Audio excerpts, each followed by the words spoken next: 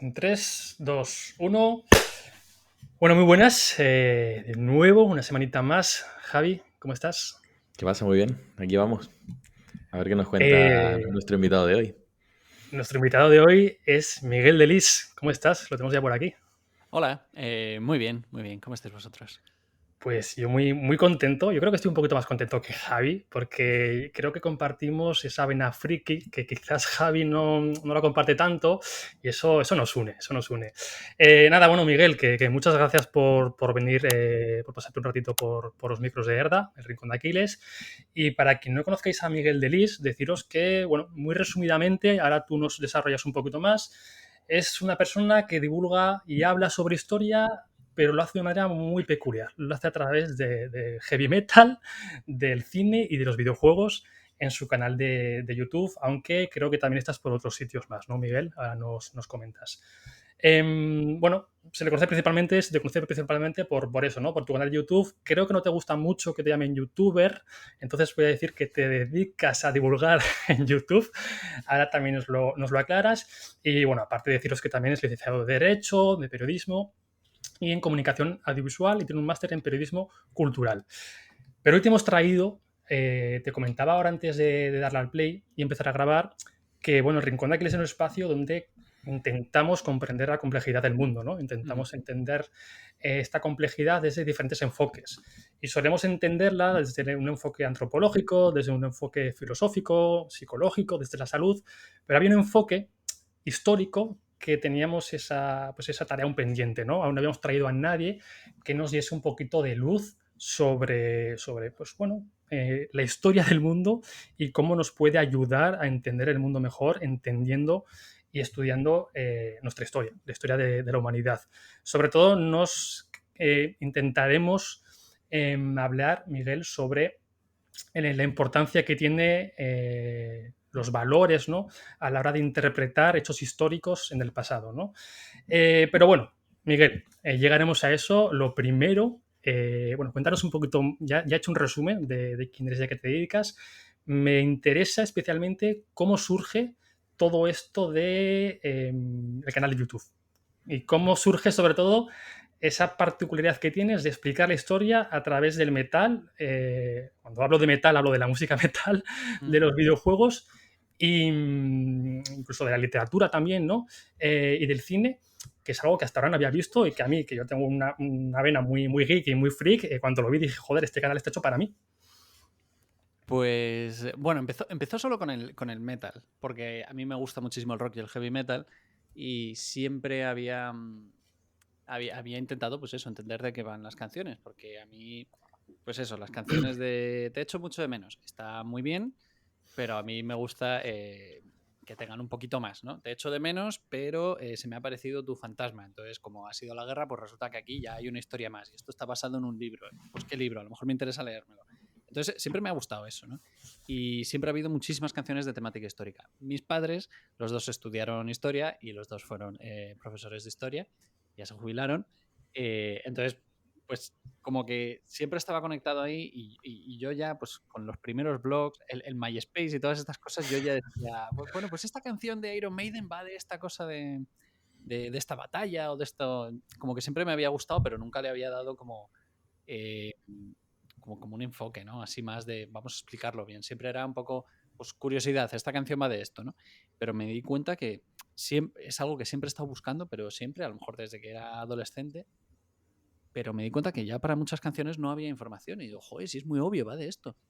Y, y entonces dije, bueno, pues voy a explicarlo yo porque es. Yo busqué, no había nadie en YouTube que lo explicase.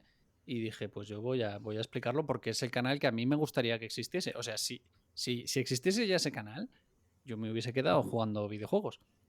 Porque ¿para qué lo voy a hacer yo si ya está hecho? Pero no estaba, no estaba.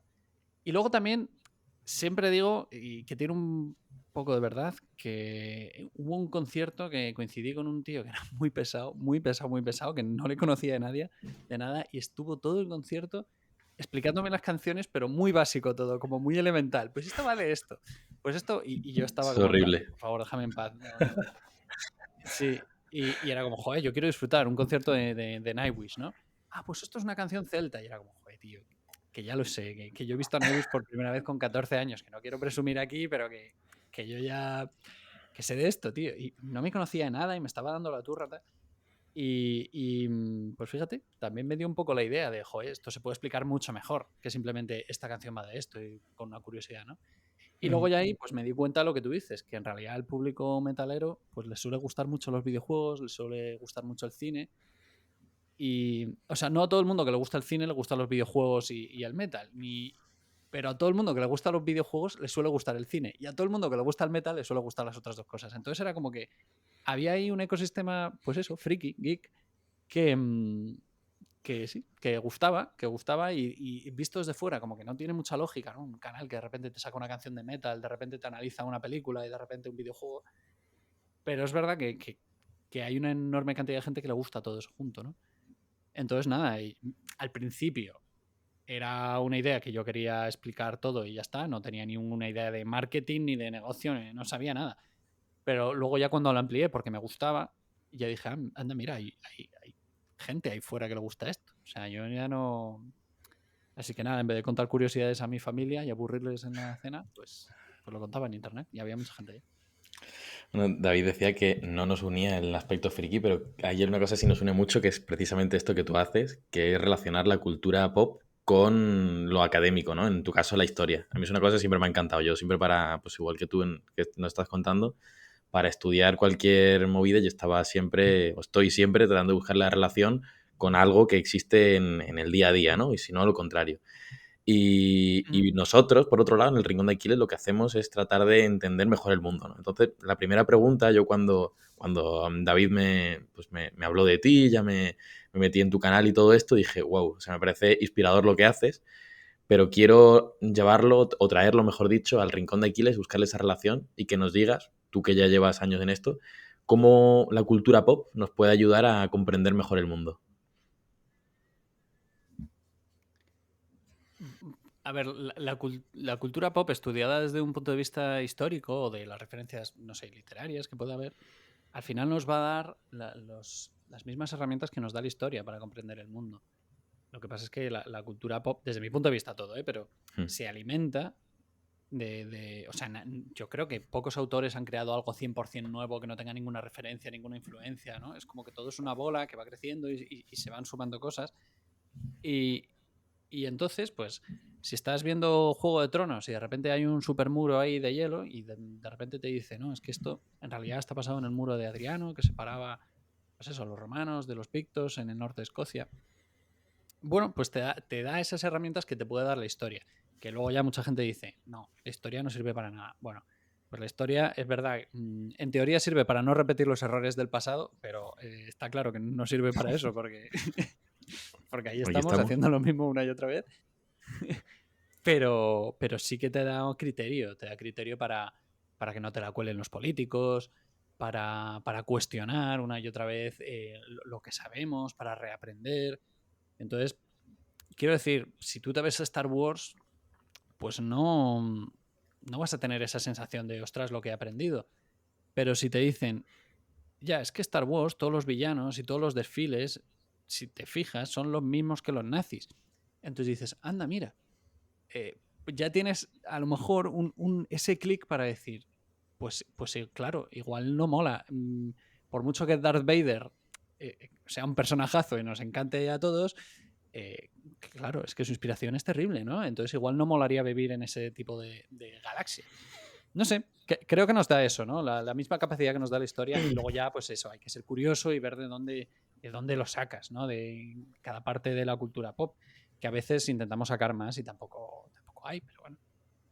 A mí me gusta mucho cuando estudiamos historia la parte del contexto, ¿no? De por qué esta persona hizo esto, pero teniendo en cuenta el contexto de aquella época, ¿no? Que muchas veces se nos olvida. Y creo que nos ayuda mucho a entender, pues eso, cómo somos, ¿no? Como humanos, nuestras conductas, nuestros comportamientos, cómo solemos reaccionar a la presión, cómo reaccionamos a un contexto que se puede repetir, ¿no? Como has dicho, Miguel, que volvemos a repetir una y otra vez los mismos errores porque no somos diferentes a como éramos hace 2000 años. Pero te quiero preguntar, bueno, para la gente que no te conozca, que haya esté escuchando ahora hablar de heavy metal, de videojuegos, de tal, igual piensa que tienes un canal de YouTube con 300 seguidores. Bueno, deciros que Miguel, en estos mismos instantes, creo que tienes 446.000 suscriptores en YouTube, que no es poca cosa. No es poca cosa para un canal bastante nicho, diría, ¿no? ¿Cuál es tu enfoque a la hora de tu flujo creativo, ¿no? ¿Cuál es tu proceso para investigar? Bueno, desde que eliges sobre qué vas a hablar, sobre qué canción vas a hablar o sobre qué película vas a hablar. Y tengo mucha curiosidad porque yo, por ejemplo, cuando he visto tus vídeos, sobre todo los que tratan que están basadas en películas, ¿no? Errores históricos en tal película, digo, hostia, o sea, el trabajazo que hay detrás de este vídeo que está sintetizado en 27 minutos es una pasada, o sea, me parece una locura. Entonces quiero saber un poquito qué hay detrás de todo ese proceso creativo, desde que seleccionas el tema hasta que nosotros ya podemos ver ese vídeo publicado. Bueno, primero decirte que los temas, tengo ahí un Excel con ideas apuntadas y va creciendo, va creciendo. A veces me estreso, lo miro y digo, esto no lo voy a poder hacer nunca. Pero bueno, simplemente voy apuntando ideas. Luego es verdad que ya amigos míos me escriben y me dicen, oye, tío, se me ha ocurrido esto. Yo no lo voy a hacer, pero tú sí, porque es tu trabajo. Así que igual. Y ya suscriptores y demás me van dando ideas. Y es verdad que sí, que crece algo que parece de nicho. Pues hay mucha gente ahí fuera que le gusta lo mismo, entonces pues me van dando ideas o maneras de conectarlo. Entonces al final, pues sí, tengo ahí una lista enorme. Y luego depende cada trabajo. Yo, por ejemplo, sé que si hago Segunda Guerra Mundial, me lo sé ya todo. No, pues bueno, no todo, obviamente, con lagunas y cosas que repasar y demás, pero como que las causas, las consecuencias y las curiosidades más conocidas como que ya me las sé. Entonces, si tengo que analizar, mira, ahora me pillas haciendo unos vídeos trabajando sobre los cazanazis y la solución final, ¿no? Pues más o menos tengo conocimiento de esto porque, bueno, al final todos los que nos gusta la historia en algún momento hemos sido unos flipados de la Segunda Guerra Mundial y luego ya, pues... ¿Por qué nos gusta tanto la Segunda Guerra Mundial? Buena pregunta. Es que yo creo que es que... ya, es que los nazis son los villanos perfectos. Es que hasta los tenemos en Star Wars, claro. Pero es que... es Porque que tiene yo una, creo parte, que... o sea, tiene una parte muy romántica, ¿no? El Tercer Reich. O se ha intentado romantizar quizás también, ¿no? En películas y series. Sí, sí. Es que yo creo que es algo innombrable. Es un capítulo tan único en la historia de la humanidad porque la Primera Guerra Mundial... Bueno, pues sí, las trincheras y demás, está ahí todo el mundo metido, pero guerras como que ha habido siempre y se han alargado muchos años y demás, pero esto es como que no ha habido nada así, un sistema tan perverso que encima todo finaliza a base de bombas nucleares. O sea, es que es como corromper a un pueblo entero, además un pueblo que dices, Alemania, joder, en principio, o sea, no... Tú hablas con los alemanes y no parecen estúpidos, ¿sabes? Son gente educada, con formación, y fíjate en lo que pasó. Entonces, Y que cumple muy bien todos los sí, yo creo arquetipos, que... ¿no? En las películas, para poder representarlo, cumple muy bien. Es el héroe, el villano, el camino del héroe y toda la trama, yo creo que es muy fácil de hacer, claro. Total, sí. Y además en la mayoría de las guerras siempre dices, bueno, a ver qué dice el derrotado, a ver las causas, a ver... En este caso es como, bueno, tenemos muy claro quién empezó todo este jaleo y Claro. tenemos muy claro en principio quiénes son los malos, ¿no? Entonces, sí, yo creo que sí. Pero bueno, es un tema que más o menos, pues eso, domino. Pero si no, bueno, pues tengo que tener abierto pues Dialnet y páginas de papers académicos todo el día. Por ejemplo, una vez me pidieron el análisis de Memorias de una geisha, la película. Claro, lo primero que tengo que hacer es leerme el libro. Y luego ya decir, aquí que cuento yo aquí, porque claro, yo de Japón, es que de Japón no sabemos.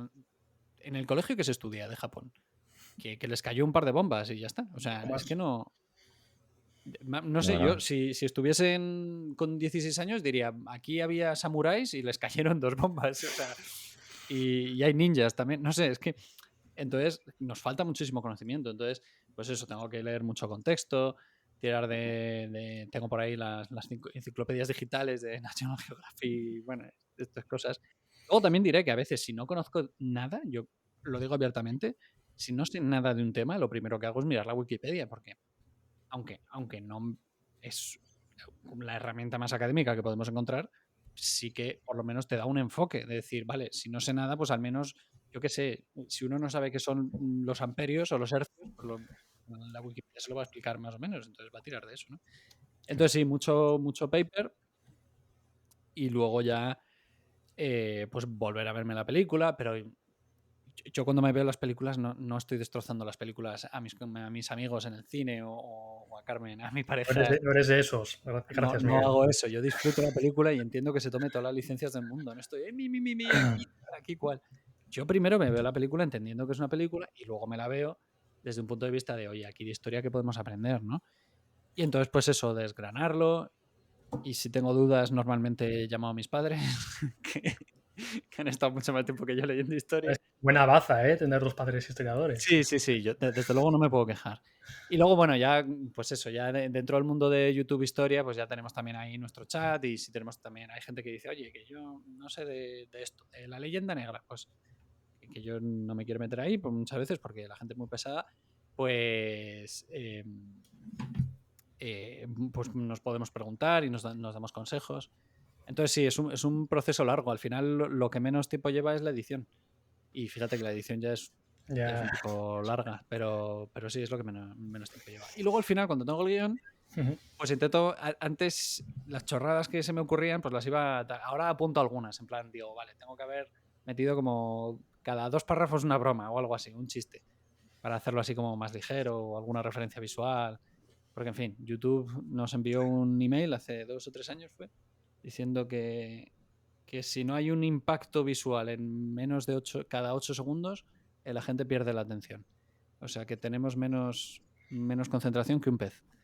Y entonces también hay que estar atentos a esas cosas.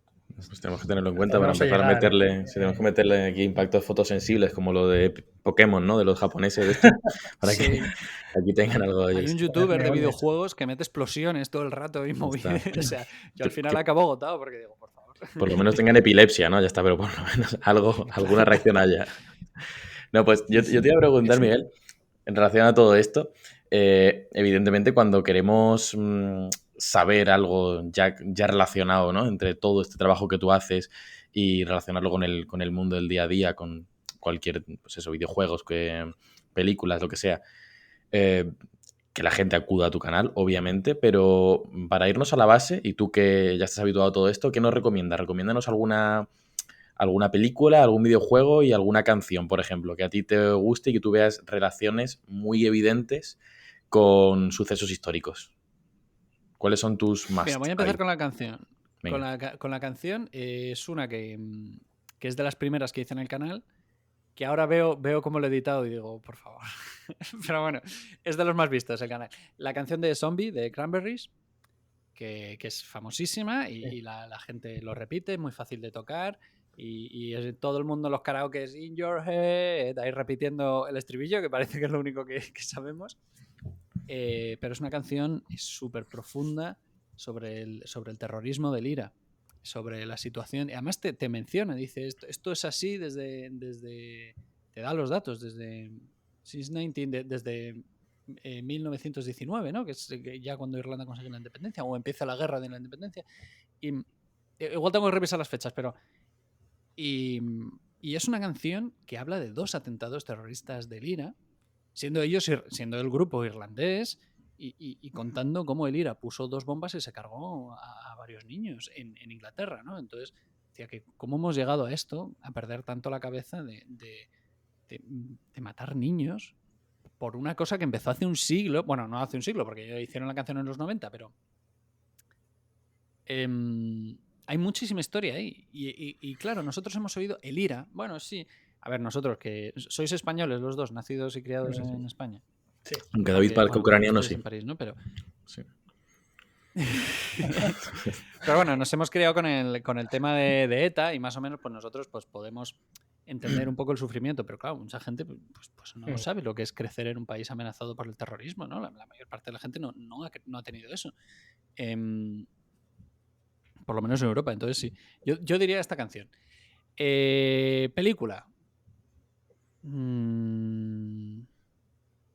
Es que encima mis películas favoritas son ciencia ficción y fantasía, que la gente dice, cree que voy a salir siempre con cosas históricas, pero a mí lo que me gusta es eso, ¿no? La fantasía y la ciencia ficción. Fíjate, tenía un profesor en comunicación audiovisual que decía que siempre que preguntaba a los varones cuál eran sus películas favoritas, el 90% decía Gladiador o Braveheart. Y decía, ¿qué ha pasado aquí? Durante 15 años me estáis sacando estos dos tíos todo el rato, el Máximo este y el Wallace. No sé, hay muchas... a mí me gustan las de héroes anónimos. Héroes... Decía Unamuno en la intrahistoria, ¿no? Que está muy bien personajes que cambian el mundo, pero a mí películas como la que hizo Steven Spielberg del periodista que publica Los papeles del Pentágono, se llamaba en español, por ejemplo, ¿sabes? O la del puente de los espías. Steven Spielberg le gusta mucho esto, ¿no? O Figuras ocultas, que es sobre las matemáticas, estas mujeres negras matemáticas que colaboraron en los primeros ordenadores para lanzar pues eso, lanzar hombres, cohetes a la luna y demás. Me gusta mucho ese tipo de historias. El libro verde me parece buenísima. Me parece buenísima. Te expliques eso. Historias que son... O sea, lo importante es la historia de estos hombres, pero gracias a ellos entiendes un contexto, ¿no? Y a mí ese tipo de películas me gustan muchísimo, ¿sabes? La de Imitation Game, sobre Alan Turing. No sé, te he dicho varias, pero eso, recomendaría ese tipo de películas, ¿no? Las de personajes, que no tienen por qué ser el gran político que ha... Tú te ves la de Churchill, la de El instante más oscuro en español, Darkest Hour, que le sacaron hace unos años sobre cómo tiene que decidir Churchill que aguantar la batalla de Inglaterra contra los nazis y demás. Sí, pero es que es Churchill. Ya sabemos que es un gran hombre y demás, y es un político, y su trabajo era hacer bien las cosas, ¿no? Pero esos hombres desconocidos a mí me gusta más. Y luego me has dicho un videojuego. No vale decir el Baldur's Gate 3, ¿eh? No vale decir Baldur's Gate 3, vale, que yo es que soy súper fan de Baldur's Gate, del 1, el 2 y el 3. Valiant Hearts, fíjate. Valiant Hearts es un juego que es de la Primera Guerra Mundial. Perdonad que ha sonado aquí esto. No te preocupes. Es de la Primera Guerra Mundial, pero te cuenta una historia muy, muy bonita de un soldado que es reclutado en el frente francés de manera obligatoria. Y tiene un final... No sé, a mí es un juego que me transmitió muchísimo y no es de estos de super recreación de 3D que te va a hacer sentir que está todo que estás ahí rodeado de gente disparando y demás.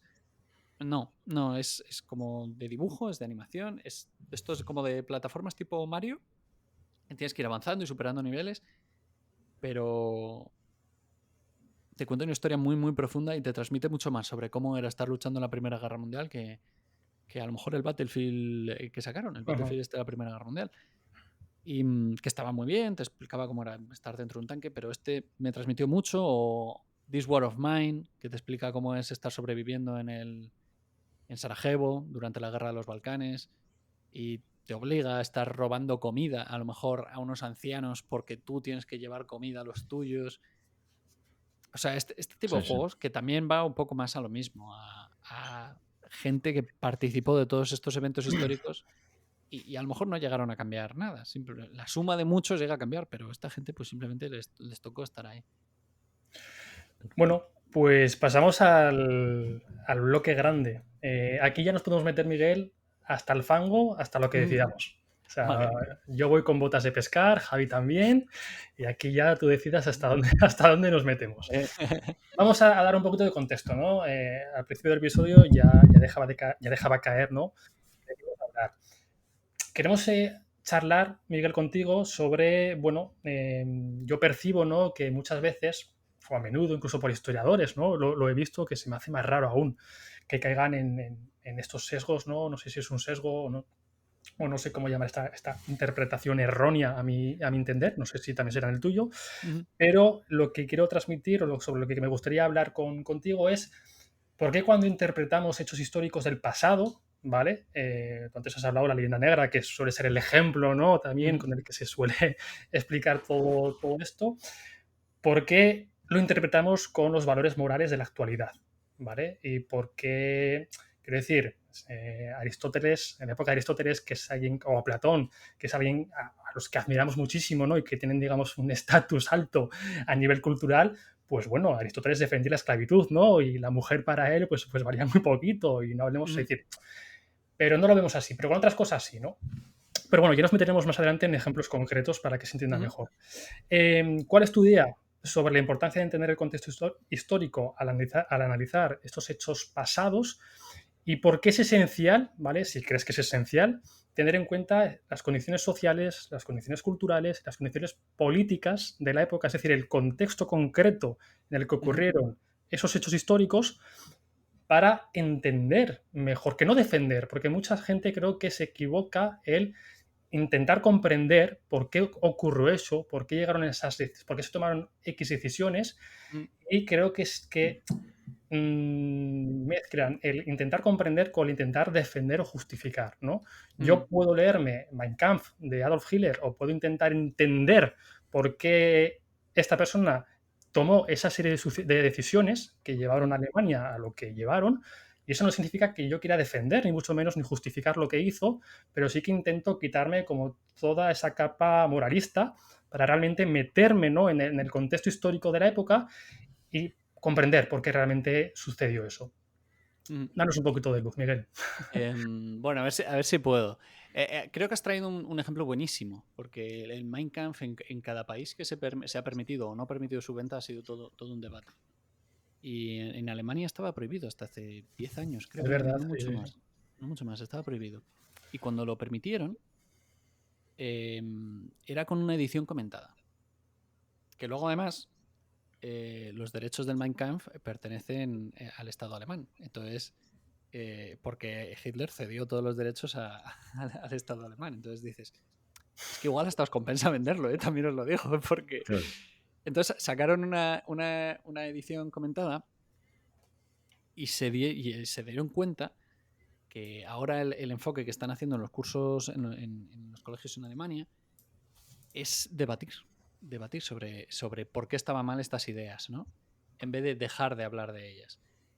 Y esto es verdad que a veces parece muy obvio desde el punto de vista, pues, filosóficos, de reflexionar, de pensar desde el periodista. Ahora hay polémica también porque hay un documental que no se ha estrenado todavía y ya le está lloviendo de todo, que es Jordi Évole entrevistando a un terrorista de ETA. Es cierto, algo he leído ya por Twitter. A Josu Ternera, ¿no? Eso Entonces es. mucha gente dice, ¿pero por qué entrevistas a este? Pues porque hay que saber qué pasa por su cabeza para que no volvamos a pasar por aquí, ¿no? Y obviamente eso no significa que, bueno, luego también depende el enfoque de la entrevista, depende el montaje, porque en el propio montaje se puede cambiar todo, o sea, depende de muchísimas cosas. Pero... Que luego igual acaba yendo a pero casa de sí, Otegi o sea... a pedirle el perdón de todos los españoles, ¿no? Ya depende de lo que venda luego. Claro, o sea, claro, es que luego depende que saque Claro, después y los cortes y todo. Que no lo conocemos alguno de claro, Jordi. sí, o sea, al final, y también para crear ese propio criterio que tú dices de ser conscientes, si nosotros tenemos que tener nuestro criterio de que el pasado tenía sus sesgos y sus cosas, nosotros tenemos que entender que a este tío hay que entrevistarlo, que tiene un sesgo, el periodista tiene su sesgo y yo tengo el mío. Y el medio que me está hablando de todo esto también.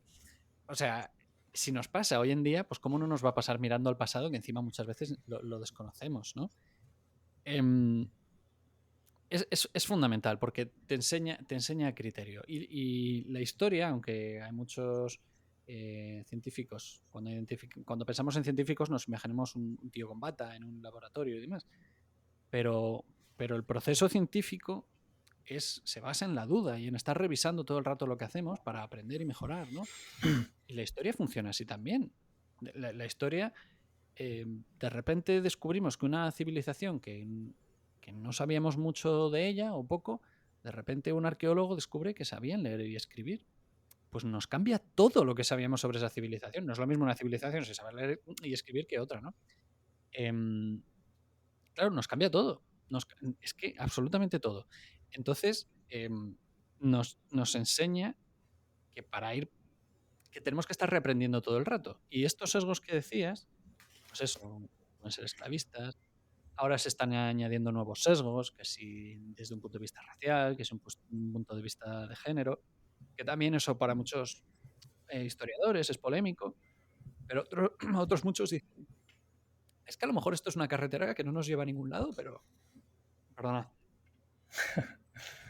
a lo mejor es una carretera que no nos lleva a ningún lado, pero es otro criterio que tenemos que tener y ver qué pasa y ver si realmente funciona y nos cuadra con todas las teorías, ¿no? Entonces, ¿por qué es importante? Pues porque queremos saber la verdad, queremos saber cómo eran nuestros antepasados, queremos conocer, queremos entender cómo eran para saber de dónde venimos. ¿Y por qué nos cuesta tanto? Pues porque yo creo que es muy difícil, porque es que todos tenemos sesgos. Y es muy difícil librarse de esto. Es que nos pasa a todos. Incluso cuando nos creemos ya que yo ya estoy vacunado contra todas estas cosas, viene un colega y te dice, ¿te has dado cuenta de esto? Y tú, ostras, es verdad, es que otra vez he vuelto a caer. Entonces, no sé. Lo fácil es pensar que el mundo ha sido igual. Yo, por ejemplo, también defiendo mucho que la Edad Media no es una época oscura, nos dejamos llevar por el cine, por todo Tienes esto. un vídeo, de hecho, ¿no? Que habla sobre ello. Muy bueno. Sí, y que funcionó súper bien, que yo Sí, me a mí me sorprendí gustó mucho. mucho. Entonces, no sé, quizás estoy divagando, pero quiero decir, es que requiere mucho... el proceso científico se basa en la duda y de dudar de lo que nosotros sabemos. Entonces, los sesgos se basan en eso también, en dudar de lo que sabemos. Entonces, hay que debatirlo y hay que hablarlo. Lo que decías de los académicos y los historiadores. Hay algunos que están más dispuestos a que sus ideas políticas perduren, ¿no? A que simplemente admitir que, bueno, pues que nos hemos dejado llevar por un sesgo, ¿no? Entonces, es una pena. Pero aún así yo creo que la mayoría de los académicos lo hacen bien. Y la mayoría de las discusiones académicas, también diré, se quedan en la universidad y en toda disciplina, si aquí habéis traído invitados de todos lados, en toda disciplina hay diferencias de opinión. Otra cosa es que bajen al barro en Twitter y parezca que el debate académico se ha vuelto que no existe como tal, pero en realidad en el mundo académico sí existe. Y es bueno que lo haya, claro. La carga del relato, ¿no? También en cómo interpretamos y cómo luego exponemos esa historia, ¿no? Se me viene a mí, por ejemplo, pues me quedo en España, ¿vale? Porque es un poquito lo que más conozco. La historia de España y la educación en España, que ha sido donde yo me he educado, pues la interpretación que podemos tener, por ejemplo, de la leyenda negra, ¿no? De la conquista o descubrimiento, depende de qué verbo, ¿no? Podemos utilizar aquí, claro, de América. O, por ejemplo, que se nos puede percibir, ¿no? Pues como eso, como aniquiladores, ¿no? De una raza prácticamente. Pero, por ejemplo, la interpretación que tenemos del Imperio Romano es totalmente diferente, ¿no? No los vemos como aniquiladores, ni mucho menos. Los vemos además como que vemos Gladiator, ¿no? Y nos gustan esas películas de donde o sale el Imperio Alejandro Romano. Magno. Claro. Entonces, ¿cómo podemos tener una visión tan diferente, ¿no? De cosas que no son tan diferentes, obviamente salvando las enormes distancias, ¿no? De época y cultura, pero que tenemos una interpretación muy diferente, creo que por esta carga de relato, ¿no? De quién documenta, ¿no? O quién crean esas historias. Sí, creo que has hecho una distinción muy buena, que es también hace tanto tiempo que ha pasado. Entonces es verdad que a nosotros que Julio César capturase 1 millón de galos y los esclavizase, nos da igual. Nos da igual, ¿no? Entonces muchas veces es ¿dónde ponemos la línea? Porque claro, yo puse un ejemplo una vez que yo alguna vez he tenido algún comentario que cada vez que hablo por ejemplo, de la conquista de Tenochtitlán, por ejemplo, claro, yo menciono ahí que los conquistadores se aliaban con pueblos locales que estaban ya enemistados porque ya habían sido conquistados por toda esta gente. Entonces que al final la humanidad es la misma en todos lados, ¿no? Y ya estaban divididos entre ellos, ya se mataban entre ellos, o sea, no había un estado como tal, ¿no? Pero entonces a veces, pues viene alguien y me pone un comentario de devuélveme el oro y este tipo de cosas, ¿no? Y que si es como meme, pues estupendo. Si es como broma, pues muy bien. Si realmente pretendes que yo te pueda dar el poco dinero que puedo llegar a haber acumulado, pues no sé dónde va a llegar. Pero yo lo que digo es, mi madre es español, mi padre es español y mi madre es francesa. Y mi padre no le dice a mi madre, oye, es que lo que hizo Napoleón estuvo un poco feo, ¿eh? Yo te quiero mucho, pero es que esto estuvo mal. No pasa eso, ¿sabes? No. Porque somos conscientes de que, bueno, pues de que es parte del pasado. Y yo creo que donde hay una línea muy clara es a lo mejor a finales después de la Primera Guerra Mundial se crea una gran institución, una sociedad de naciones, para que no vuelva a haber una guerra mundial, ¿eh? Fíjate qué bien funcionó el tema, ¿no? Pero ahí ya se acuerdan entre todos decir, vamos a dejar de matarnos, ¿no? ¿Qué pasa? Que esto ya vale. Y ya empieza a haber cortes internacionales y este tipo de cosas. Y entonces, claro, todo lo que pasó en la Segunda Guerra Mundial ya estaba pactado por todos que eso estaba mal. Ya había una mentalidad de esto está mal. Japón, a día de hoy, sigue pagando dinero a Corea por lo que hicieron en la conquista de Corea. Porque hicieron unas barbaridades también. Pero claro, es que ya existía esa mentalidad de que esto no se puede hacer, de que esto va en contra de lo que somos como especie, ¿no? Eso no existía antes. Esto no pasaba cuando Napoleón conquistó Ucrania entera. ¿Tú te imaginas que ahora Ucrania le dice a Francia, no quiero tus tanques, porque es que como me conquistó Napoleón y aquí mataste gente, no acepto tus tanques ahora, no me gustan? Eso no va a pasar, ¿no?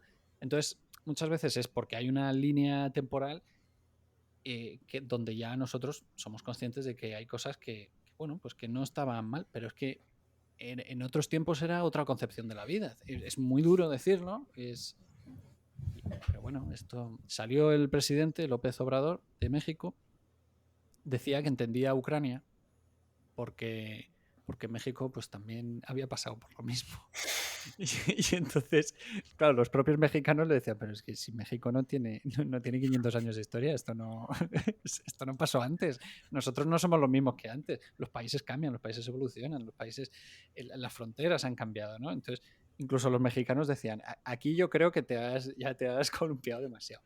Y luego descubres, con todo este tema de la leyenda negra, que a mí me han hablado mexicanos, que en México muchas veces lo que hace cuando uno critica a los países extranjeros o otra gente, lo que hace es dejar en evidencia sus propias inseguridades. ¿Sabes? Como cuando hay mucho español que critica el norte de Europa, en plan, es que esta gente son unos bárbaros, no tienen los mismos valores que nosotros y estas cosas. Y cuando dices, bueno, pero si es que los españoles caemos bien en todo el mundo, en realidad no es como Francia, ¿sabes? Entonces, ¿por qué pasa esto? Y entonces los mexicanos pues me dicen, no, pero es que en México resulta que hay una élite que son así más rubitos, más de ojos azules, que ellos mismos presumen de ser descendientes de españoles, que son gente más rica, que ha tenido más dinero, que normalmente descienden también de los primeros colonos. Y entonces, a veces ese relato también tiene que ver más con un problema que tienen de manera interior, porque nosotros pues ya hace tiempo que España pues ya hace mucho tiempo que no tiene no pinta nada por ahí y entonces lo proyectan hacia afuera, ¿no? Cuando yo lo que digo que bueno es que ahora somos amigos todos, ¿no? No sé. O sea, mi madre siempre dice que su mayor miedo es mi madre nació justo después de la Segunda Guerra Mundial y se crió en un contexto muy, muy jodido. Y siempre dice que su mayor miedo es una guerra, porque nunca se sabe cuándo Alemania la va a liar. Y yo digo, mamá, los alemanes son colegas, ahora esto no, en principio no va a pasar, ¿sabes? Pero, bueno, pero ella tiene sus propias miserias que ella ha vivido. O sea, es que mi madre no nació en un hospital, o sea, mi madre nació en una casa porque no había hospitales cuando ella nació. Porque estaba todo atendiendo a gente que lo necesitaba más. O sea, Es tremendo. A mí me interesa mucho el punto este del perdón, del todo el que estás hablando, pero es que llevo con una pregunta en la cabeza, con un tema a sacar, desde que has mencionado lo de cómo nos organizamos después de la Primera Guerra Mundial para no volver a repetirlo, y nos duró cosa de 20 años el tema, 20 o 30. Entonces, quería preguntarte, a ver cómo lo ves tú, ¿cuál crees que es el motivo por el que ahora llevemos 80 sin guerras? Este periodo bueno, sin guerras mundiales, vamos a decir, ¿no? Como estas dos últimas que se nos han venido que fueron tan destructoras. ¿Cuál crees que es el motivo de esta paz tan prolongada de este último tiempo que no hubo tras la Primera Guerra Mundial? Yo creo que hay dos motivos. Si tú ves las gráficas, sobre todo la Unión, desde la creación de la proto-Unión Europea, que era la sociedad económica y demás, ha habido menos guerras en Europa que en toda la historia de Europa. Menos guerras que nunca. Tuvimos los Balcanes y ahora esta, que tampoco es que la Europa más clásica sea los que la han provocado, ¿no? Claro. Esta última, ¿no? Yo creo que tiene que ver sobre todo con un proceso de globalización, no solo de valores, de crear unos valores, de intentar genuinamente que no vuelva a pasar. Se dice que la Unión Europea es ideas francesas con dinero alemán, pero yo creo que es de toda Europa, que no... Yo creo que ya somos una generación que nos damos cuenta que yo puedo tener más en común con alguien que vive en Danzig o en Londres o en Kiruna, de digo yo, que a lo mejor con mi propio vecino. Entonces creo que tiene que ver con una asimilación de una misma cultura, pero creo que tiene también mucho que ver con... Al final la mayoría de las guerras es por dinero, ¿no? Y creo que tiene que ver eso, con un mundo tan globalizado que no compensa. No. Y también es verdad que esto también es un poco heavy decirlo, pero es verdad que la Guerra Fría y la escalada nuclear ha hecho que nadie le dé al botón, entonces nadie está dispuesto a llegar tan lejos porque todos moriríamos. Esto lo dijo uno de estos ministros rusos que los hizo dimitir Putin en los últimos años, dijo que queremos un mundo en el que no exista Rusia si hacemos una escalada nuclear. Porque si hacemos una escalada nuclear, sí, nos cargamos a quien sea, pero es que Rusia dejaría de existir. Queremos eso. Entonces, también las bombas nucleares, por desgracia, son la garantía de que no nos matemos, porque todos perdemos. Pero bueno, yo diría sobre todo que es dinero. A ver, voy a ver si puedo bajar a tierra la pregunta que tengo en la cabeza. Al final, todo lo que comentas podemos resumirlo, ¿no?, en que tenemos un problema, lo primero, para desarrollar criterio propio, porque al final hay tantos datos históricos, tantos hechos históricos, que es muy fácil manipularnos, porque es muy fácil que no conozcamos ni el 1%. Es decir, si tú me hablas y me das dos datos históricos sesgados que definen tus intereses sobre cualquier conquista, ¿vale?, con la conquista de las Américas, me puedes convencer tanto para un lado como para otro, porque yo no tengo el criterio suficiente como para entender el contexto global, ¿no?, y saber si me estás manipulando y si me estás dejando de contar información. Creo que eso, cuando estudiamos historia en el colegio o cuando empezamos a acercarnos a estos primeros temas históricos, pues es muy fácil que se nos creen modelos mentales en la cabeza sobre muchos temas importantes históricos que no sean acertados o que no tengan una interpretación que se aproxime a la verdad, que es lo que hemos hablado, lo que has comentado, ¿no? ¿Cuál es la idea de todo esto? Intentar conocer la verdad lo máximo posible, ¿no? Aunque es posible que nunca conozcamos lo que pasó de verdad, porque sería imposible teniendo otras variables en cuenta. Y luego, por otro lado, están también los sesgos, ¿no?, de cada persona, el sesgo de quien interpreta los datos, el sesgo de quien lo cuenta, el sesgo de quien consume, el sesgo de quien divulga. Es como que, a lo que te llega la información te llega muy manoseada. Y luego estaría esa parte de, vale, por ejemplo, vamos a poner el ejemplo de la leyenda negra, porque creo que es un ejemplo que a la gente le suena, ¿vale? Y me estoy refiriendo a la conquista de la América y es un hecho histórico sobre que, bueno, sigue habiendo muchísimo debate, ¿no?, tanto a favor como en contra. Básicamente, la premisa básica de la leyenda negra es que los españoles se han mostrado históricamente como crueles, intolerantes, tiránicos, oscurantistas, vagos, fanáticos, avariciosos y traicioneros. Casi nada, ¿vale? ¿Qué de cierto? Te quiero preguntar, lo primero, sirviendo de este ejemplo concreto, de esto, si nos ponemos las lentes morales de la época, ¿vale?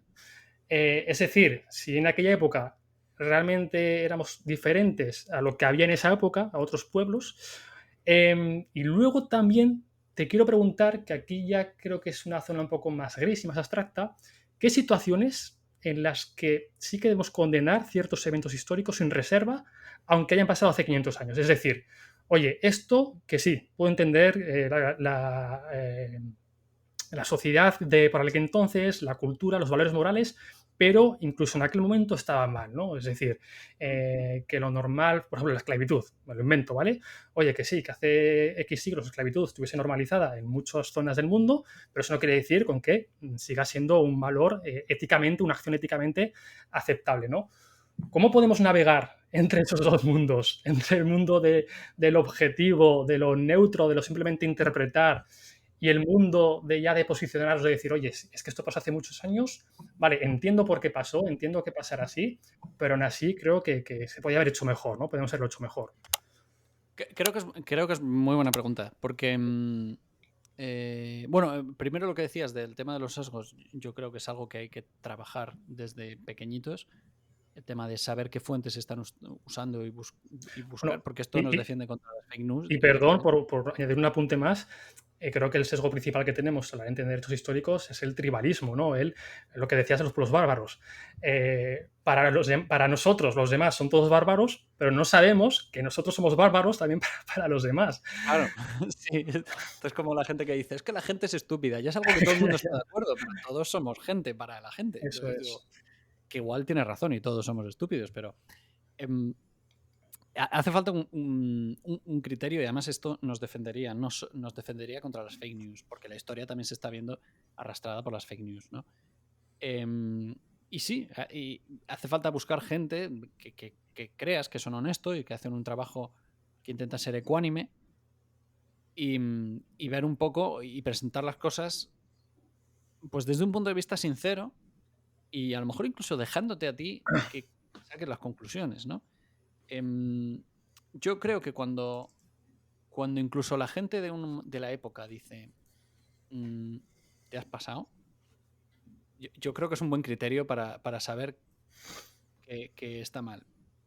Hace 2 meses, creo que no llega ni 2 meses, hubo un ministro, no sé si llegaba a ser ministro en Finlandia, que era de ultraderecha y el partido de ultraderecha le expulsó porque había hecho un chiste que incluía a niños en África, aborto y no sé, muchas cosas. Y hizo, no sé qué combo hizo de barbaridades. Como definitivo, ¿no? Barbaridades. Incluso el partido le dijo, fuera. O sea, Toma por culo. ¿qué estás diciendo? Eres demasiado nazi para estar en nuestro Claro. partido. Entonces dices, pues si esta propia gente te está diciendo, tío, que ¿dónde vas con esto, no? Pues bueno, hay una realidad que es que Colón, el último viaje, volvió encadenado. Volvió encadenado porque la gente le decía que se estaba sobrando con los indígenas. Y claro, eso le quita mérito haber llegado hasta América, le quita mérito. No, para nada. Y desde luego, pues sería un muy buen marino. Bueno, y obviamente, joder, un hito histórico. Ahora se pelea si hay que usar la palabra descubrir o no, porque te dicen, no, descubrir es que ya estaba descubierta antes porque ya había gente antes, pero entonces te dicen, no, pero es que descubrir significa dar a conocer, ¿sabes? Porque igual que Newton no descubrió la gravedad, o sea, la gente ya sabía que las cosas se caían de la mesa. Pero entonces se debate esto. Entonces yo creo que sin quitar todo ese mérito, sí es verdad que llegó un momento en el que se le dijo, te está sobrando, tú en particular. Eso no quiere decir que todas las personas que se hayan embarcado y todas hayan disfrutado y todas les gustase bañarse en sangre. No, para nada. Se debatió, después se sacaron las leyes de Indias en particular, porque hubo una reacción de, oye, esta gente tenemos que protegerla. Hubo un debate que duró durante años y era saber si los indígenas tenían alma o no. Fíjate, y muchos no llegaron a ninguna conclusión. Digo, bueno, pues no lo sé. Pero bueno, se sacaron las leyes de Indias para protegerlos y para decirlos, no, esto también son ciudadanos castellanos o lo que sea. Entonces, cuando tú, acorde con la legislación del momento, hay alguien que te dice, oye, estás cruzando una línea y te estás pasando, sí que puedes decir, pues esta persona en particular no obró bien, acorde con los valores de la época. Si tenemos datos que nos dicen, oye, ¿dónde vas con esto? Yo creo que está bien. Ahora bien, ¿significa eso que todo el mundo no? ¿Significa eso que un proceso de conquista deja de ser lo que es? Pues no. Un proceso de conquista o de colonización y demás, pues no. Y luego también existen las comparaciones, que bueno, pues hay el propio, por ejemplo, pensemos en los ingleses. Siempre se dice, si los ingleses hubiesen descubierto Latinoamérica, ahí todo el mundo sería de color blanco. Yo no me voy a meter en eso, me voy a meter en lo que hizo los ingleses en Norteamérica y lo que hicieron en Nueva Zelanda. En Nueva Zelanda se sigue hablando maorí, sigue habiendo un himno, sigue habiendo parte de su cultura. De hecho, lo han abrazado como parte de su herencia y al final Nueva Zelanda pues es un país, bueno, pues que te hacen una jaca antes de un, de un, de un partido de rugby, que es algo que no harían los ingleses en principio, ¿no? El rugby es inglés, pero te hacen una jaca, ¿no? Y entonces luego está lo que hicieron en Norteamérica. Pues hay dos maneras de hacer las cosas, ¿no? Entonces, ¿queremos decir que todos los ingleses son unos asesinos? Pues no, porque a lo mejor en Nueva Zelanda resulta que sí que lo hicieron bien. Y a lo mejor resulta que en la misma época en Norteamérica, franceses, pues tampoco lo hicieron bien. Y luego Estados Unidos con el Destino Manifiesto, ¿no? Entonces, no sé, también, por ejemplo, con el tema de la esclavitud que mencionabas, pues hubo países que se dieron más prisa que otros. España fue razonablemente rápido con este tema, pero hay otros países que no. Pero luego hay otras cosas, por ejemplo, Turquía dio el derecho al voto a la mujer antes que España. Que también a veces nos sorprende, decimos, no, bueno, los turcos, que no son árabes, pero para mucha gente pues son como si fuese Turquistán, para ellos es como si fuese un país más de esa zona, y no lo es.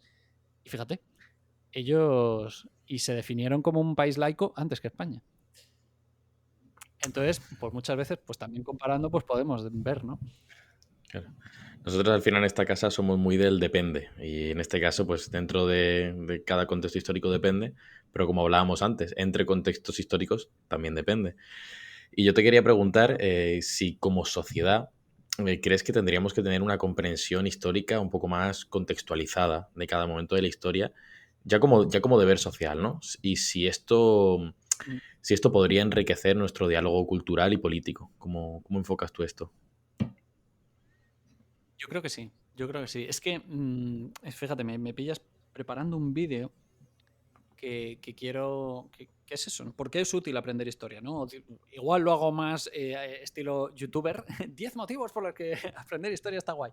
Pero te da criterio, te enseña criterio. Y cuando te da criterio, te defiende. Te defiende pues de las fake news, te defiende del partidismo. A mí hubo dos ejemplos que con una diferencia de pocos meses. Salió primero Vox el 2 de enero. Vox el 2 de enero se pone a tope con el tema de que todo el mundo se sentía español y que todo el mundo quería echar a los musulmanes y que todo el mundo creía en la Reconquista, porque el 2 de enero se celebra la toma de Granada y demás, ¿no? Y es algo que está muy debatido, ¿no? ¿Qué entendemos por Reconquista? ¿Cuánto duró? Si realmente no fue como tal. Es algo que debaten los académicos, ¿no? A Vox no le importa si lo debaten los académicos o no. A Vox le importa su movida política. Pero unos meses después salió Yolanda Díaz para poner dos ejemplos que creo no son sospechosos de parecer lo mismo. Porque aquí ya sabemos que como hables solo de uno, automáticamente claro, ya te señalan del otro lado. Y decía que la revuelta comunera en España, pues que era el primer intento de crear un Estado igualitario. Cuando era pues un intento de nobles de aliarse con un rey de aquí porque no querían que el rey de fuera, que estaban perdiendo el tiempo en Holanda, pues le quitase sus privilegios. Y dices, pues no, tampoco. No, es que no había un protocomunismo, ¿sabes? En el siglo XVII o XVI. Es que no existía, ¿no? Entonces te da ese criterio, te da esa herramienta de decir, estáis manoseando la historia. Y ya una vez te das cuenta de lo torticero que es todo, de lo cutre que llega a ser y los intentos de manipulación, ¿no? También salió hace poco Ayuso diciendo que España era un país con 2000 años de historia. Y dices, ¿este dato de dónde lo has sacado? Y luego te das cuenta que en el ideario político es un email que reciben todos los políticos todos los días, que le dicen las cositas que tienen que ir repitiendo, ¿no? Y te das cuenta que tanto Feijóo como Casado como Rajoy repetían: España es la nación más antigua del mundo. Que es algo que han ido repitiendo ellos, y cada vez que lo dicen sale un historiador diciendo que no. Se lo han ido creyendo de escuchar al anterior, ¿no? Claro, exacto. Y dices que no va de esto. Y lo mismo cuando y otro ejemplo, para que no me digan, lo mismo cuando el PSOE decidió retirar un águila de los Reyes Católicos porque vieron que había un águila en Cáceres, creo que era, vieron un águila y dijeron, pues el águila fuera, porque este águila es franquista y no sé qué, y era el escudo de los Reyes Católicos. O sea que creo que luego lo pusieron otra vez, porque la gente... Pues te juro que el móvil yo lo tengo silenciado y me da alarmas aquí que yo no sé... Bueno, entonces te enseña ese criterio, ¿no? Por eso yo creo que es bueno. Es bueno que entender cómo funciona el proceso de aprender historia, de dudar, de cuestionar, de reaprender, porque sí que te da esas herramientas de no creerte todo. Y pues al final es el mismo sistema que se usa contra las fake news o las teorías de la conspiración o las... Al final es fundamental. Es fundamental porque sí que te da... hace un... O sea, si no hay criterio, al final hay un pensamiento único. Si hay un pensamiento único, al final pues no hay libertad de expresión, no hay libertad de prensa y entonces al final pues no tenemos democracia. Entonces hay que empezar desde lo más básico, que es decir, pues oye, igual me he equivocado. Igual hay millones de personas que están votando a otro partido e igual será por algo. Igual es porque tienen sus motivos. No voy a decir que todos son idiotas, que esto pasa mucho. Quien pierde las elecciones suele decir que es que los demás han votado mal. Y pues igual tienen sus motivos para votar otra cosa que tú, ¿no? Esta idea que has comentado ahora es una idea que compartimos en el Rincón de Aquiles y que creo que es el núcleo del Rincón de Aquiles, que es el conocimiento al final te defiende, ¿no?, de ser pensado y ser vivido por otros. Si no tienes conocimiento, si no tienes criterio, con el que no tienes esa habilidad de pensamiento crítico, con el que poder filtrar todo lo que te llega y tener ese mínimo criterio para al menos, bueno, dudar de él, ¿no? Este espíritu escéptico también sobre todo lo que leemos, lo que vemos, lo que escuchamos, que si yo soy Ayuso y veo que me mandan un correo de que España tiene 2000 años de antigüedad, bueno, que tenga al menos ese sentimiento de duda, ¿no?, de alerta, que me haga como mínimo ir a la Wikipedia a ver si es así, ¿no? Y en nada que le dedique 30 segundos voy a tener una respuesta más certera de la verdad y no dependiente de una persona que la ha apetecido escribir eso, que puede estar en lo correcto o no en lo correcto, ¿no? Entonces me parece muy importante, sobre todo eso, ¿no?, armarnos de conocimiento para construir criterio, para defendernos. Aquí hablamos mucho de no ser pensado, incluso no ser vivido por otros, porque muchos somos vividos, las decisiones que tomamos pensamos que las tomamos nosotros, pero realmente son una consecuencia de los intereses de otras personas que nos manejan a su antojo. Hace tiempo se pasó por aquí, no sé si lo conoces, David Saavedra. Sí, bueno, sí, claro. Salió Claro. Salvados, el ex nazi, ¿no?, que se hizo ahí Sí. famoso, que luego escribió un libro y nos comentaba precisamente hablando de esto, ¿no? Me decía, yo ahora contigo, David, dice, podríamos debatir sobre el Holocausto. Dice, yo he estado 20 años defendiendo de que era un holocuento, de que no existió. Tengo tantos detalles que yo te podría convencer y tú, aunque tengas la certeza de que existió, si es un tema en el que no tienes criterio, no tienes suficientes datos para argumentarme, contraargumentarme, es un debate que yo voy a ganar. Y voy a ganar no porque tenga posesión de la verdad, voy a ganar porque tengo más argucias, voy a poder vender mi idea de mejor forma que lo que vas a hacer tú. Entonces, de cara al público, vamos a sugerir de que yo tengo la verdad, el poder de la verdad, aunque así no sea, ¿no? Que también cuando vemos un debate político pensamos que el ganador suele ser el que tiene la verdad, ¿no? Y no tiene por qué ser así. Y es verdad, yo al final, seguramente si hubiera debatido con él, pues a la tercera frase me hubiera quedado sin argumentos, ¿no? Y él hubiera seguido, aunque hubieran sido argumentos ad hominem que se hubieran sustentado en falacias, en mentiras, pero da igual. Yo, como no conozco el hecho histórico profundamente, no podría haberle contraargumentado. Y esto creo que es lo que nos pasa con los hechos históricos, ¿no? Cuando nos hablan de la conquista de las Américas, cuando nos hablan de Julio César, cuando nos hablan de tal. Como al final conocemos tan poco, es muy fácil que nos la cuelen y a mí me la colarán seguramente prácticamente a diario, pero lo que intento hacer es eso, ¿no? Desarrollar un mínimo de criterio para como mínimo dudar de lo que no conozco. Si algo no conozco, voy a comprobarlo en diferentes fuentes para ver si es así. Así que me parece, comparto contigo totalmente lo que has dicho. Y te quiero poner, ya que has puesto ejemplos con partidos políticos y con situaciones actuales, ahora estamos viviendo, bueno, ahora no, llevamos años, ¿no?, con el tema de los nacionalismos. ¿Qué podemos aprender? Es decir, en toda la historia, ya no te hablo ahora del nacionalismo catalán o el vasco, que es un poco el que nos tenemos hoy en día, ¿no?, en los que vivimos en España. Pero ¿Qué podemos aprender de los nacionalismos con hechos históricos? ¿Piensas que son, y aquí ya te puedes mojar todo lo que quieras, Mm, piensas que son buenos, que son malos, que como siempre, ¿no? Depende del contexto. Hace poco escuchaba a Ernesto Castro que hablaba sobre el altruismo o el egoísmo, ¿no? Que es un poco según mm, el enfoque o el contexto, que al final es un poco más de lo mismo, ¿no? O sea, es lo mismo, pero con diferentes miradas. Para un nacionalista, pues puede ser altruista tener ese sentimiento, pero para el que está fuera es algo egoísta, ¿no? Y al final es claro. el mismo sentimiento, entonces depende de la mirada. Mm, Y yo siento, coño, como que es un tema que nos está desgastando muchísimo, que nos polariza muchísimo, que luego también esta falta de criterio hace que, pues, que ujú, razonemos, entre comillas, con instinto, con emociones, ¿no? Y que no ujú. hagamos un proceso razonado, aquí sí que lo digo con mayúsculas, sobre, bueno, qué está pasando realmente, cuáles son los hechos, cuáles son los factos, qué está pasando y cómo podemos encontrar la mejor solución para todos, ¿no? ¿Qué piensas sobre este tema en concreto de los nacionalismos? Pues te voy a responder, pero me ha venido a la mente otro ejemplo que creo que os va a gustar de políticos diciendo barbaridades, A ver. que fue Pedro Sánchez, porque yo aquí voy a repartir a todos, A todos. que le llamaba a Feijóo, le decía que su actitud era que parecía era patético y peripatético, le dijo. Le dijo. Y entonces, ahí en ningún momento dudó y dijo, peripatético, ¿qué será esto? Claro, y básicamente, peripatético, filósofo que se dedica a andar y reflexionar mientras anda, ¿no? ¿Por qué? Porque se supone que, ¿quién era? Aristóteles, ¿no? Que era el Aristóteles. que Sí. andaba y reflexionaba, ¿no? Y básicamente le acusó a Feijóo de reflexionar mientras anda. Digo, esto en principio no es malo, ¿no? Podría Feijóo reflexionar sobre cuántos años tiene España como nación, a lo mejor, mientras anda.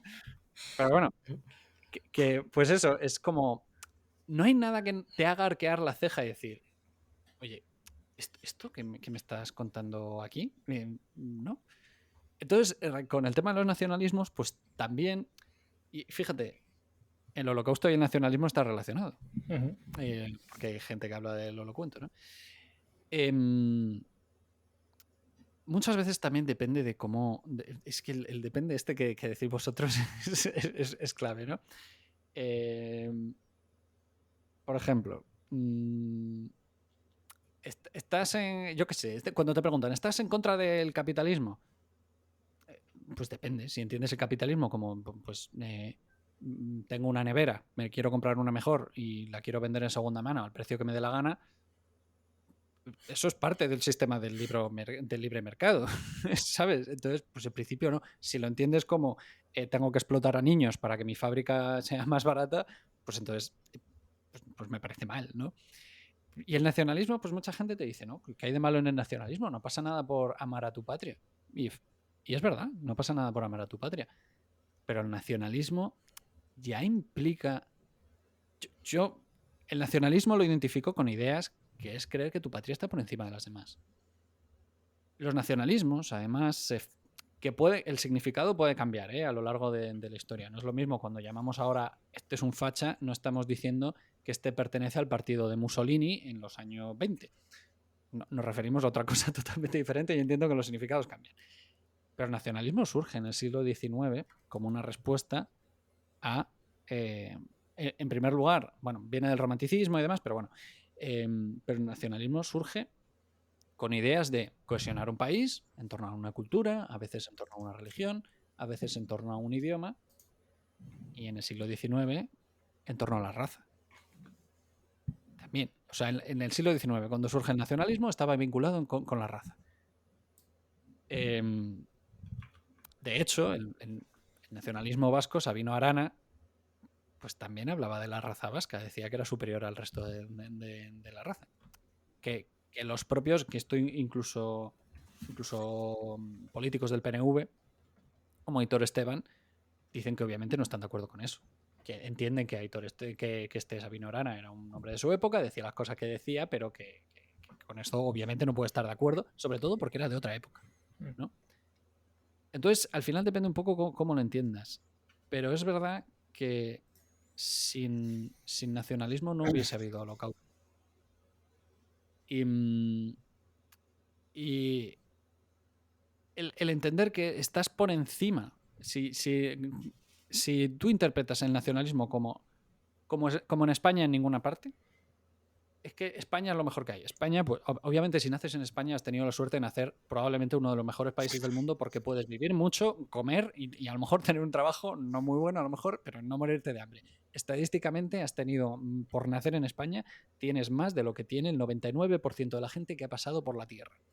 Y sí, entonces eso convierte a España en un buen país. No te digo yo que no, vale. Pero ¿sabes esta reflexión, no? Que te dicen, no, es que como en España en ninguna parte. Pues visita otras partes. Porque al final te sale que España pues está bien, es un país que está muy bien, pero Suecia también, Lituania también. Entonces, creo que hay que tener un criterio de dónde estás poniendo la línea, ¿no? Porque si en algún momento uno, haciendo esa reflexión personal, llega a la conclusión de que sí, que España es mejor que los demás países en prácticamente todo, yo creo que algo estás haciendo mal, porque España tiene cosas muy buenas, pero hay otras cosas que no tanto, ¿no? Y como persona que ha vivido 4 años en Suecia, yo también he visto las costuras a Suecia, también he visto cosas que no me gustan. Y como francés, también he visto cosas muy que no me gustan nada de los franceses. Entonces, ahí va eso, ¿no? Que tienes que poner una línea, porque si no pones la línea, acabas exterminando a millones de personas. No sé, es lo que pienso yo. Y desde luego hay herramientas para entender que no hubo un holocuento. En primer lugar, porque los propios perpetuadores del nazismo, del holocausto, decían, no, si estaba guay lo que hicimos. O sea, yo no tengo problema en reconocerlo, ¿no? Entonces, sí, hay en Francia un pueblo, no sé si lo conoces, a lo mejor lo has visitado tú, que se llama Ouagadougou. No. Que está en el centro de Francia, que es un pueblo que encontraron a unos miembros de la resistencia y los nazis encerraron a todos en los edificios y los quemaron a todos dentro. Y Francia tuvo a bien no reconstruir este pueblo. Tuvo a bien dejarlo como está y se puede visitar a día de hoy. Las cosas siguen quemadas, los coches siguen quemados en las calles, se puede visitar. Es una sensación horrible estar ahí. Yo no he estado en Auschwitz, he visitado un par de campos de concentración, no Auschwitz, pero también visité Ouagadougou y te hace entender cómo llevado al extremo, porque al final mucha gente actuaba porque le obligaban o porque... Si todos somos capaces de ver dónde está la línea, si todos tenemos ese criterio, jamás debería volver a pasar esto. Y sobre todo, Miguel, yo me quedo con que al final somos hijos de nuestro contexto y somos hijos de la época en la que nos ha tocado vivir. Yo cuando alguien habla de, ostras, los nazis, ¿no? Como un país entero, tú lo comentabas al principio, ¿no? Como un país entero que, joder, el pueblo alemán precisamente no era un pueblo, o sea, era un pueblo bastante ilustrado, ¿no? No era ignorante en su mayoría. Y cómo acabaron votando democráticamente, ¿no? A una persona así y que luego encima muchos le siguieron apoyando cuando vieron las barbaridades que se empezaban a cometer, etcétera, etcétera. Ya, pero es que la estadística dice que si tú y yo hubiéramos nacido en esa época, seguramente tú y yo teníamos más posibilidades de apoyar ese régimen de no apoyarlo. Es decir, tú y yo, que ahora con 80 años de distancia podemos verlo y nos echamos las manos a la cabeza, ¿no? En plan de, madre mía, qué barbaridades. Si hubiéramos nacido en ese contexto, con esa situación, con esa cultura, con ese entorno, con esos valores morales, teníamos más probabilidades de apoyar un régimen así que de no apoyarlo. Entonces, sí, esto creo que también es importante tenerlo en cuenta, ¿no? De que igual no somos tan libres como pensamos y que dependemos un poco de la época y del entorno y de que yo tengo una visión del mundo porque he nacido en España, pero si hubiera nacido en otro país, en otra época, tendría otra visión totalmente diferente, seguramente. Y del relato de consumo. También. Yo hace poco... Más el sí, relato. También. Más el relato, sí. Y una entrevista hace poco de un superviviente del Holocausto que había vivido 18 meses tumbado debajo de un doble suelo. Y por una familia cristiana que le había salvado, que él era judío. Y le preguntaron, ¿tú habrías hecho lo mismo? Y decía, me gustaría pensar que sí, pero no lo tengo tan claro. Porque si me pillan, me matan a mí y a toda mi familia. Uh-huh. Entonces, claro, dices, es que es muy fácil decir, yo no lo habría hecho. Pues es que a lo mejor sí lo hubiésemos hecho. Es que por eso es lo que tú dices, tenemos todos nuestro contexto y toda nuestra manera de entender la vida. O sea que... La dualidad del hombre, ¿no, Miguel? En una guerra hay asesinatos a niños, hay violaciones y muchas veces son por jóvenes que yo creo que en ningún momento se habían planteado que podían llegar a violar a alguien o a matar a un niño o a hacer barbaridades, pero creo que la dualidad del hombre es esa, ¿no? Eso no significa que lo esté justificando ni mucho menos. No, Y no. creo que podemos desarrollar un autocontrol, ¿no? No sé hasta qué punto, pero que eso existe. Pérez Reverte cuenta muchas veces, pues eso, cómo vivió esta dualidad del hombre, ¿no? En un pueblo Sí. que él estaba enfermo, ¿no? Y unos amigos durante 2 meses le ayudaron y le curaron, y luego la noche o la mañana en el que iban a atacar esa cuadrilla a otro pueblo, mataron y violaron y saquearon las mismas personas que habían sido los mejores amigos para Arturo durante 2 meses, que se habían preocupado por él, que le habían curado las heridas, que le habían dado de comer, No. que le habían apoyado. Esas mismas personas habían violado, matado y saqueado. Y es en plan de wow. Claro, y tú Es que es piensas que fuerte, tú sí, nunca sí. vas a ser ese. Son los demás, tú nunca vas a ser, pero estamos hechos de la misma cara genética que esas personas. Entonces, Sí. asusta un poco, ¿no?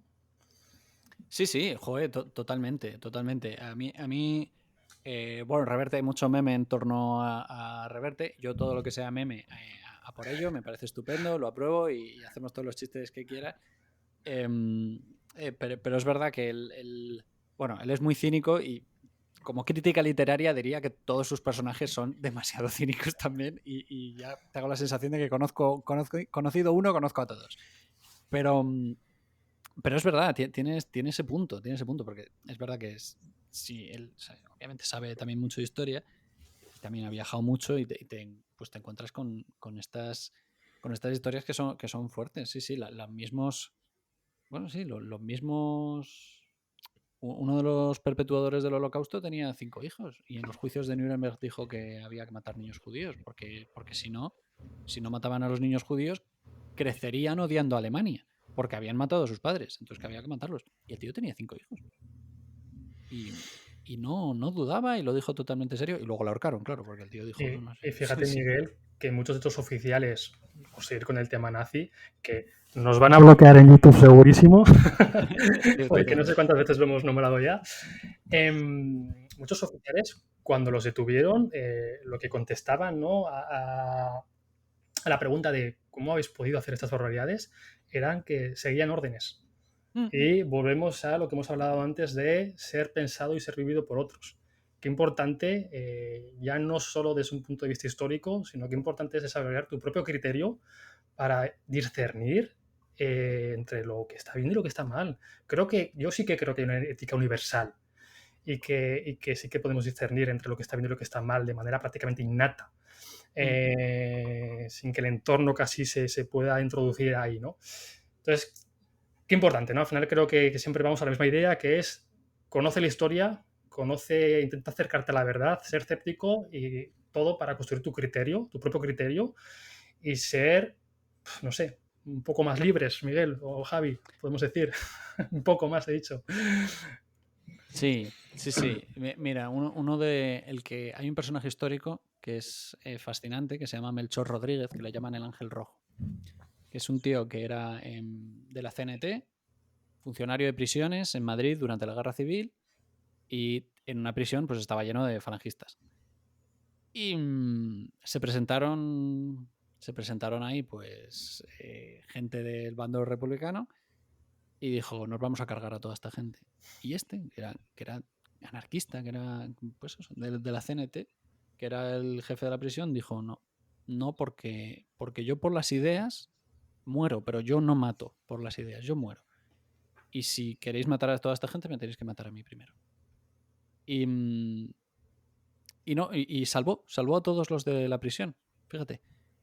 Un tío que es un tío que representa la unión entre las dos Españas, porque luego, claro, ellos perdieron la guerra, le enjuiciaron y le querían condenar a pena de muerte. Y en el juicio se presentaron todos los que habían salvado y le dijeron, no lo matáis.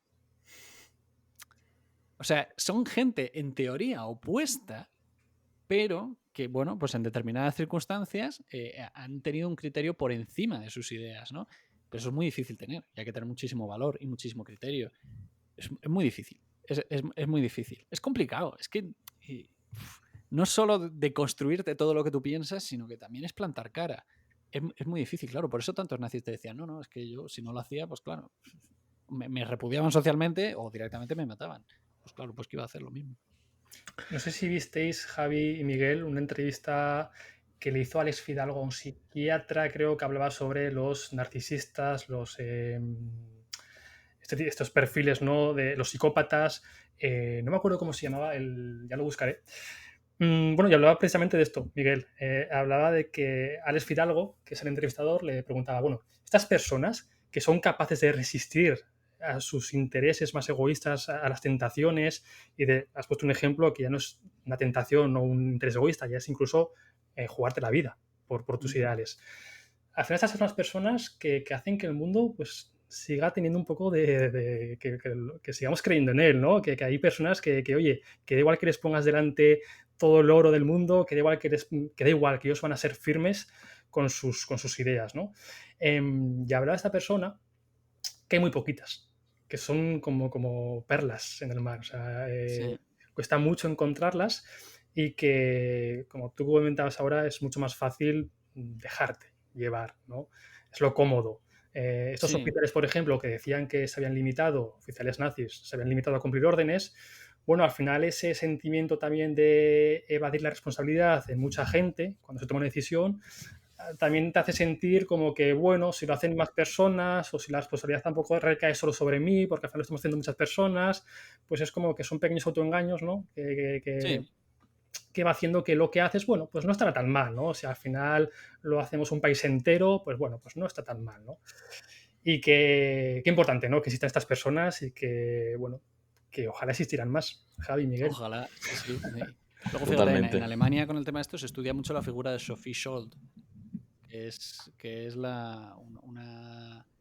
una estudiante de la Universidad de Múnich que plantó cara, creó un grupo de resistencia intelectual llamado La Rosa Blanca, que bueno, repartían folletos para que la gente cuestionase todo lo que se estaba planteando precisamente en Múnich durante los años 30 y bueno, la ahorcaron, creo, los nazis. Pero a día de hoy se estudia como un personaje que hizo lo que tenía que hacer, ¿no? Sobre todo en un entorno universitario, donde se supone que ahí se celebra precisamente el debate y esto, ¿no? Pero sí, es muy difícil, ¿eh? Yo creo que a todos nos gusta pensar que seríamos ese tipo de personas, pero yo no lo tengo tan claro. 100%, 100%. Bueno, pues creo que esto se acaba. Y bueno, si no somos ese tipo de personas, yo por lo menos sí que me gustaría ser el tipo de persona en el que si se me viene un pesado en un concierto a decirme las historias de las canciones que están sonando, le pudiera recomendar un canal que ya me hablara de ello y al que pudiera irse a escucharlo. O sea que, ¿cómo se llama tu canal de YouTube? ¿Dónde podemos encontrarte? ¿Y qué le podemos recomendar a este pesado, Miguel? Pues yo, Miguel Delis, o sea, en mi canal no engaño a nadie porque salgo yo, que soy Miguel Delis. Exactamente. Y ese es el canal. Si os gusta bueno, yo dentro de la cultura pop yo incluyo el heavy metal, que ahí puede haber cierta contradicción, pero bueno, si le gusta el cine, la serie, los cómics, los videojuegos, pues toda esta culturilla, ahí hay muchísima historia, muchísima. Y entonces, si le interesa ver por qué Tolkien decidió crear todo ese sistema de dioses, que resulta que tienen mucho que ver con los dioses nórdicos, por ejemplo, pues bueno, pues ahí estoy yo ahí intentando desgranar la historia. Y si hay algo que le hace arquear la ceja en alguna película, pues a lo mejor yo he hecho el análisis histórico de la película. Y a lo mejor resulta que Gladiador no es tan buena históricamente. De verdad, bien. canal súper recomendadísimo. Yo ya te he dicho antes que te descubrí hace no mucho hace 10 meses, por ahí. Y que recomendadísimo, de verdad. Creo que además el vídeo que más me ha gustado hasta ahora, que antes lo hemos comentado, es el de la época medieval, el de que no es tan oscura como nos ha contado. Yo soy muy fanático de la fantasía, de la ciencia ficción, y obviamente, pues, quien es fanático de la fantasía no puede ser no fanático de la época medieval. Ahí hay otro sesgo. Que Hay otro también, sesgo ahí, como lo han exacto. repetido todo el rato y en el cine lo ponen azul todo, pues con ese filtro raro, pues... Pero de verdad, canal recomendadísimo. Y antes de despedirnos, que estaba aquí distraído, estaba buscando, para que la gente no se quede con las ganas, me refería al doctor Iñaki Piñuel, ¿vale? Que es un psicólogo y un experto en victimología y maltrato psicológico, claro, ¿vale? Así que quien quiera también escuchar sobre el tema de narcisistas, psicópatas y estas personas que, de hecho, somos la mayoría, ¿eh? Él dice que el 92% de la población tenemos tendencias psicópatas y narcisistas. Así que... Vaya. Me tranquiliza mucho saber eso. Así, ahora te lo paso por privado, Me Miguel. explica mucho también, pero sí. Es interesante. Así que estadísticamente aquí uno de los tres... Sí, o los tres de los tres, es el No sé yo, ¿eh? 92%. Javi. Bueno, pues nada. Que si... Eso es 90. Bueno, sí, es verdad, calla, sí, al revés. Tenemos más Claro, que estamos los tres. Y si alguien quiere hacerse el camino inverso Nada, y que si has llegado hasta aquí, pues suscribirse a gracias. nuestro canal, que venga del canal de Miguel, que ya sabe que se suscriba, que dé like y que si le gusta nuestra movida, pues aquí le recibiremos también. Perfecto. Eso es, Perfecto. Javi, Miguel, mil gracias. Ha sido Muchas gracias una a maravilla vosotros. esta charla contigo, Miguel. Muchas gracias. Un abrazo grande. Un abrazo. Chao.